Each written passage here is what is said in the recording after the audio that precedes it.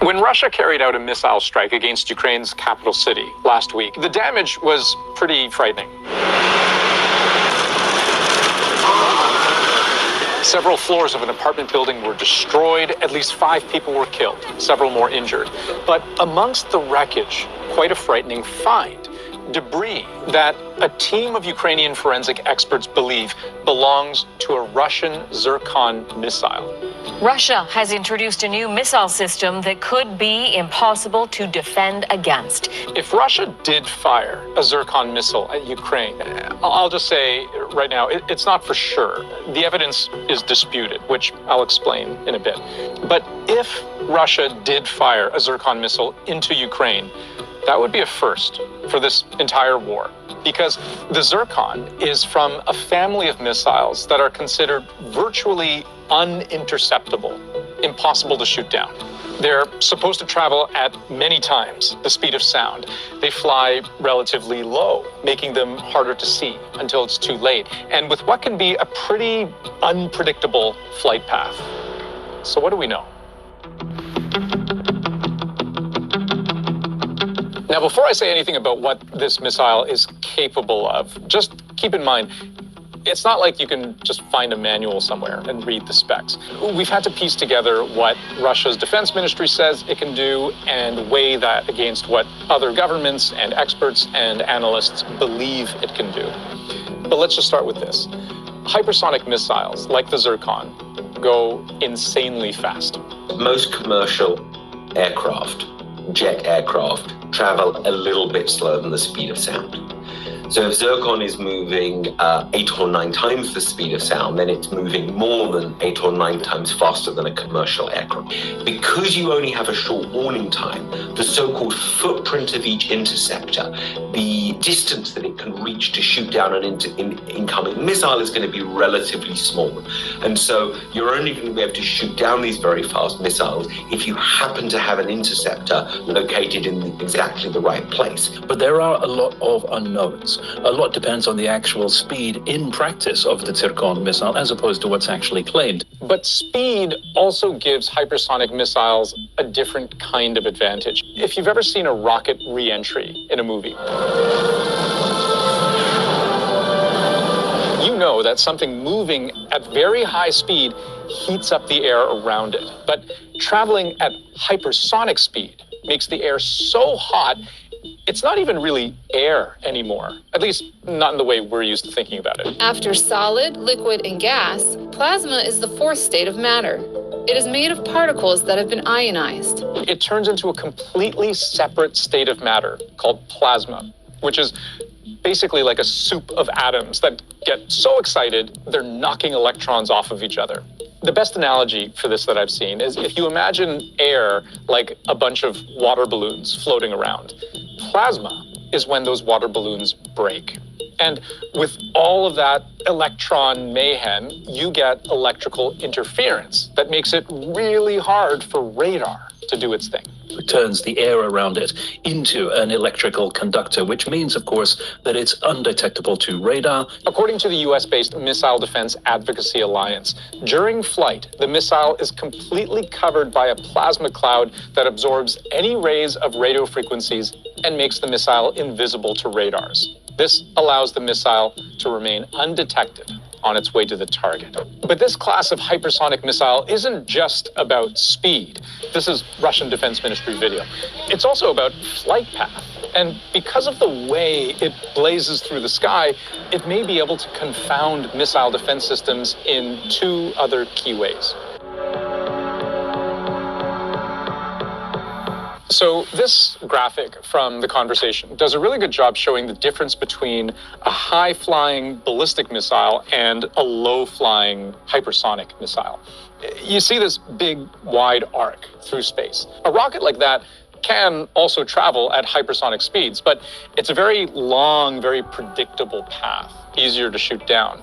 The kind of hypersonic missiles that we're talking about are supposed to be able to stay very low, which in theory, could introduce a new type of problem for defenders.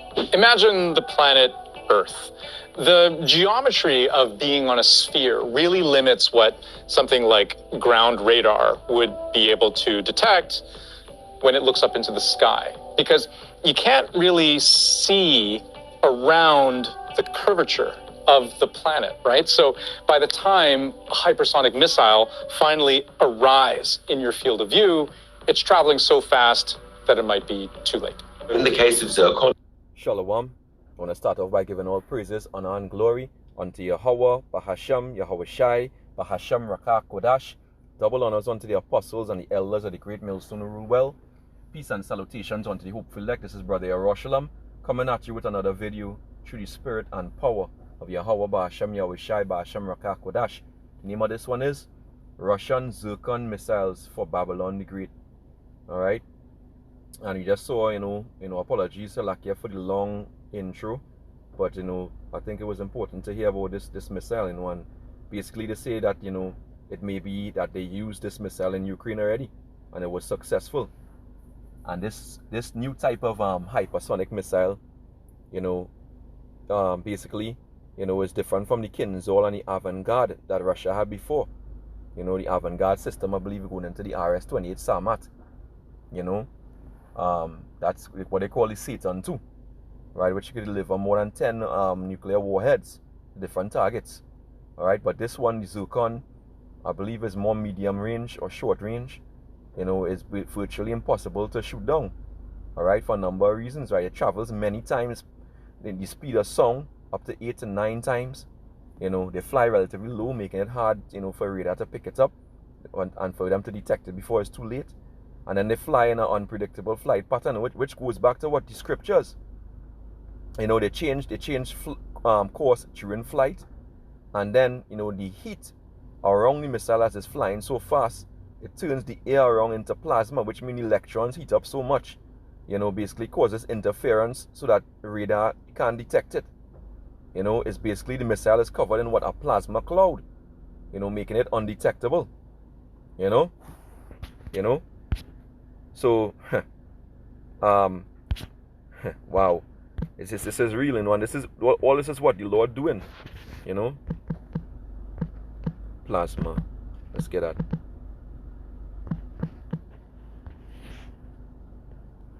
Plasma. A colorless fluid. No, this talking about blood. Second entry, an ionized gas consisting of positive ions and free electrons in proportions, resulting in more or less no overall electric charge. So in other words, they can't pick it up, right? They can't pick it up. It says typically at low pressures, as in the upper atmosphere and in fluorescent lamps, or at very high temperatures, as in what the stars and nuclear fusion. Is beautiful because the scriptures describe the missiles as what, stars. That's beautiful. So the ballistic missiles, the long-range ballistic missiles, like the Avangard, the RS-28 Sarmat, and they have a big, a long, predictable curved path, unlike these shorter-range hypersonic missiles. So basically, America don't have a chance. So far, America doesn't even have any hypersonic missiles.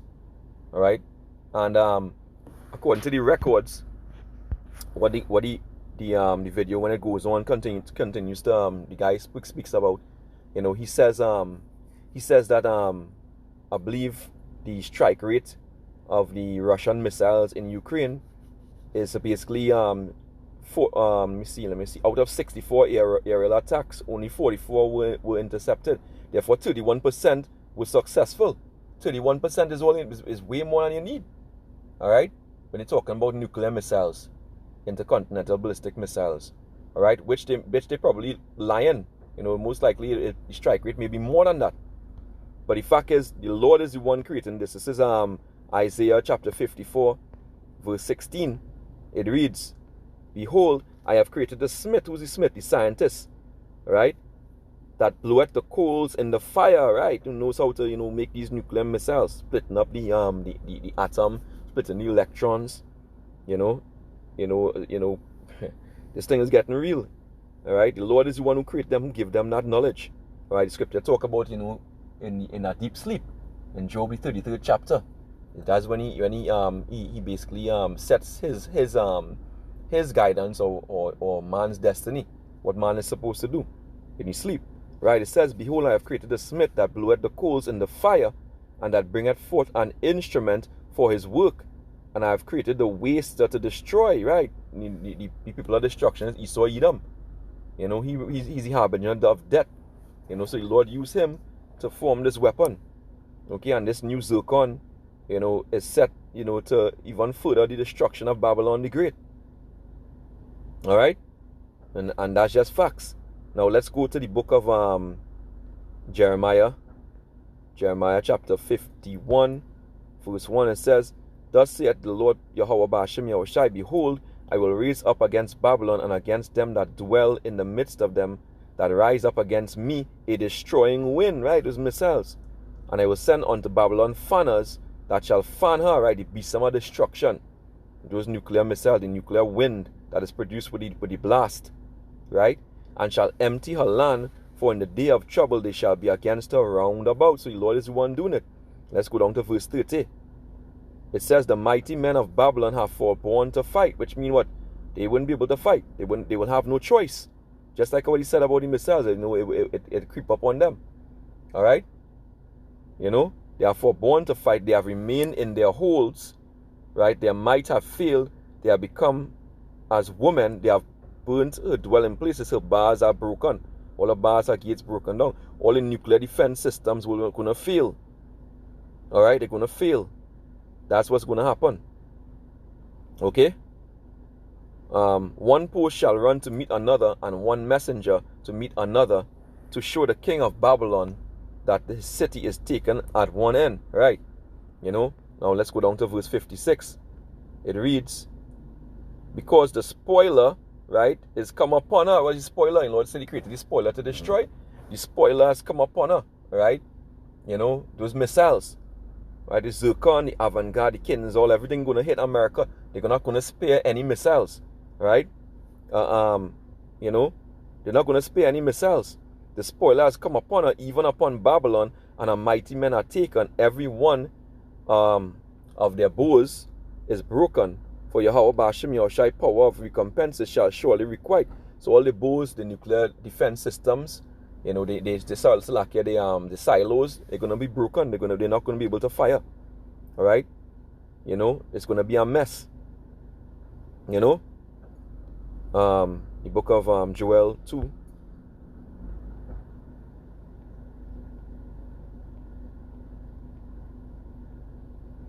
Salakia, Joel 3, verse 9. Actually, Salakia. Verse 10, it says, beat your plowshares into swords, and your... In fact, let me read from verse 9. Joel 3 and 9. Proclaim ye this among the Gentiles, prepare war, wake up the mighty men, let all the men of war draw near, let them come up. Right, that's what's going on in the world right now. Everybody's sending all the resources into weapons. It says, beat your plowshares into swords, and your pruning hooks into spears. Let the weak say, I am strong. Right. Assemble yourselves and come, all ye heathen, and gather yourselves together round about. Thither cause thy mighty ones to come down. And what are the mighty ones? The missiles. Joel 2. And let me read from verse 2. It says, a day of that. In fact, verse 1, it says, blow ye the trumpet in Zion, and sound an alarm in my holy mountain. Let all inhabitants of the land tremble, for the day of Yahweh Ba'ashem Yahushai cometh, for it is nigh at hand. A day of darkness and gloominess, a day of clouds and thick darkness, as the morning spread upon the mountains. A great people and a strong. This is not talking about people, it's talking about missiles. They have not been ever the like, neither shall be any more after it, even to the years of many generations. A fire devoured before them, right, the warheads, the missiles when they hit, and behind them a flame burneth, right, like the Zircon, right, and the land is as the garden of Eden before them, which is Babylon the Great, and behind him is a desolate wilderness, yea, and nothing shall escape them. The appearance of them is as the appearance of horses, and as horsemen so shall they run. So they run. He said they fly, these Zircon missiles fly close to the earth. So not only going to be the ballistic missiles, or I believe, the ICBMs, and that's personally, I believe, it's going to be all these missiles they're going to launch at America. Right? They're going to launch everything that they have. So they're gonna run as horsemen. They're gonna go close to the ground, less like the Zircon does, along with the ICBMs, the intercontinental ballistic missiles, and whatever else they have. It says like it's 200 million warheads or missiles. All right, that's a lot. It says like the noise of chariots on the tops of mountains shall they leap, right? Because they said that they could change course, flight course while they're flying, right? And they have a pretty unpredictable flight pattern, right? Like the noise of a flame of fire that devoured the stubble as a strong people set in battle array, right?